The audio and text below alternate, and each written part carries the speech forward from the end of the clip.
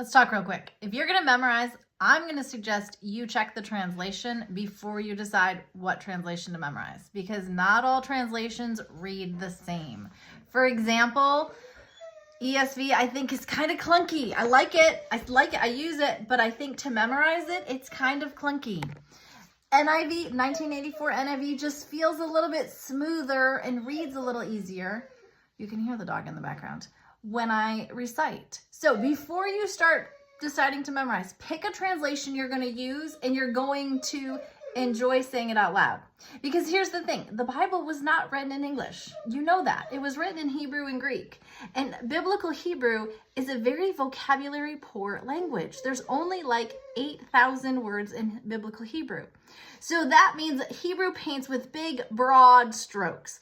One Hebrew word actually has multiple meanings and can be translated into several English words, which is partly why we get different translations. The word kadosh in Hebrew can be translated as holy, set apart, dedicated, consecrated.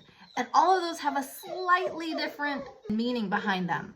So before you start memorizing, pick a translation, try saying it out loud first to see if it flows, if it's easy for you to say.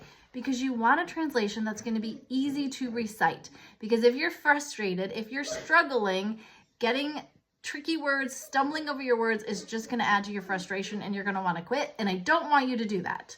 If you need other tips and tricks for how to memorize, I'm Veronica from the Context and Color of the Bible podcast, and we have other tips and tricks and videos out there.